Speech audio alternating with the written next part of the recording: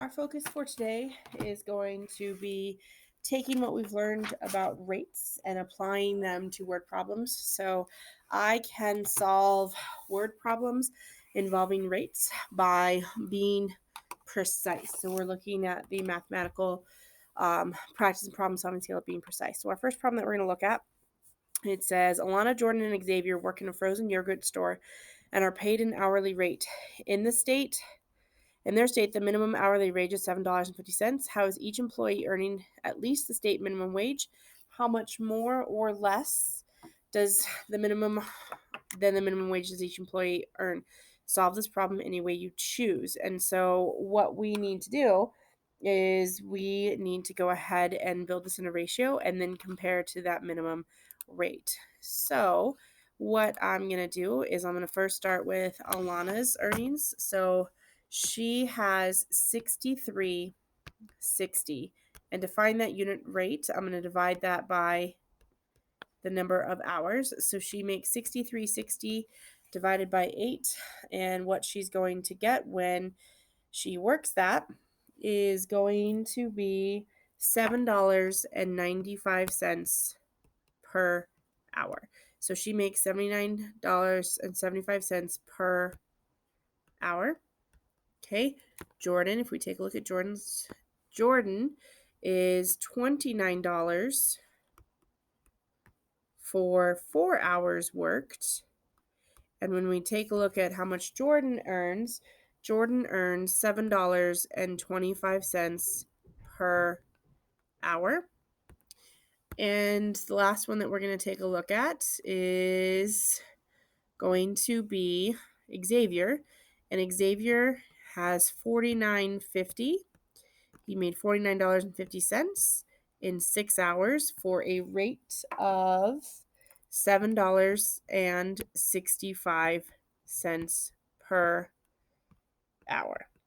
Okay, so those are our 3 rates that we did. So now we need to compare to how much more or less they are making to the minimum hourly wage of $7.50. So Alana, if we go back and we look at Alana is making 45 cents more. So she's making 45 cents more per hour. Okay, Jordan is making 25 cents less per hour. So Jordan is going to get a raise to that minimum wage rate. And then Xavier is making 15 cents. 15 cents more per hour. Okay, so that's what we're going to do to solve that problem, is using that precision. So looking sure, do I use rates? So I've got my unit rate language. Here I left off a dollar symbol, so make sure that you are being precise, including units measurement.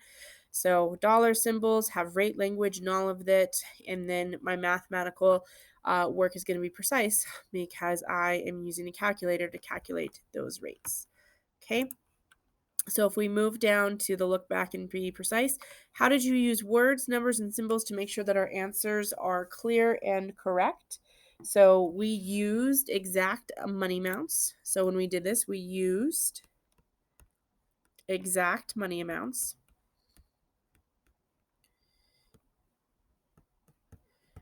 I used rate language.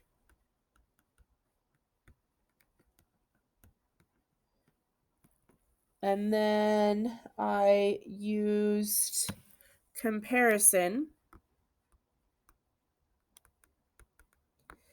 to see who made more or less than minimum wage. So that's what we did for this activity, or for this first problem. All right, so let's go ahead and move to our next page. To prepare for battle of a books competition, Gabby is reading a book that is 273 pages long. She can read 84 pages in 3 hours. If she continues reading at the same rate, will she finish the book before the competition begins in 8 hours? And so we have 3 hours, 84 pages. So the first thing that we're going to do is we're going to find that unit rate. And to find that unit rate, we take 84 and we divide that by 3. And when we get 84 and divide that by 3, we end up with 28 pages per hour. And then so what we're going to do is we're going to find that equivalent rate.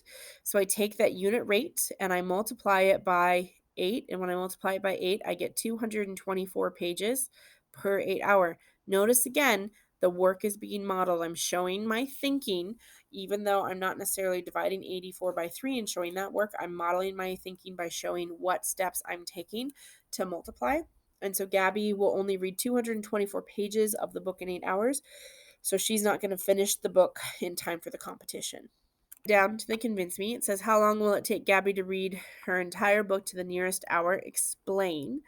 And so what I'm going to do is I'm going to take my unit rate. So I'm going to take the 273 pages. So 273 pages. And I'm going to divide that by the unit rate of 28 pages. And that will give me the time. So here I have pages, here I have pages, here I have 1 hour. And so pages will cancel each other out. And so that will leave me with just hour. And so if I divide 273 by 28, I end up with 9.75 hours. But it said round that to the nearest hour. So I look at the 9. I go next door. 9 is a 7. So this rounds to 10 hours. It will take her 10 hours to read the book. Because our nearest, she takes her 9.75, my nearest whole number is going to be 10. All right, so moving into our next problem. Says township worker painted lines on 96 miles of roadway in 4 hours. The town manager says it will take more than 8 hours to paint 210 miles of road. Is this statement accurate? Explain. So first thing, how can you use rate reasoning to solve this problem? So the first thing that we're going to do is we need to find our unit rate. So the rate that we have, that we start with, is we have 96 miles for 4 hours.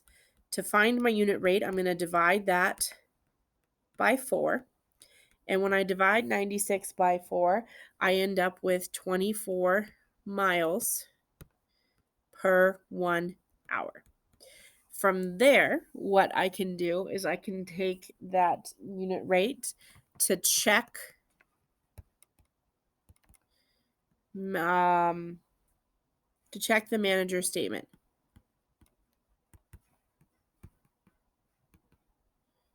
Okay, and so show how to use numbers, units, and symbols to justify or disprove the manager statement.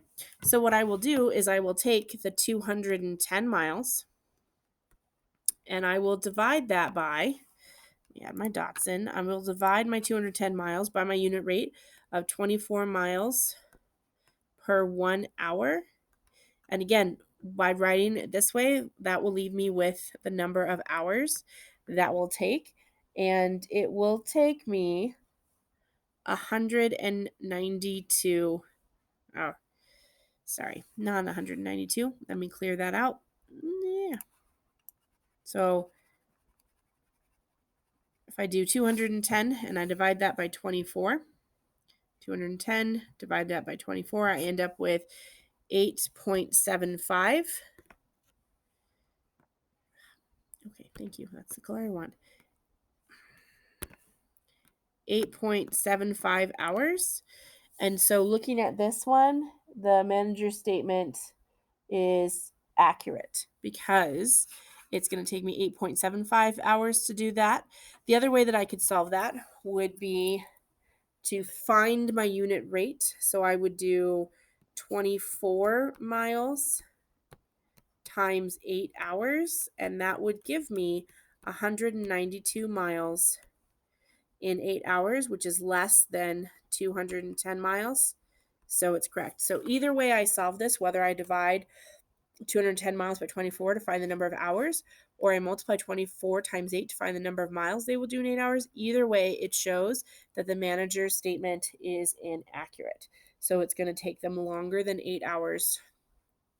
That the manager statement is accurate. It's going to take them longer than 8 hours to solve this. So you are going to work on your independent practice. you are going to do problems 3 through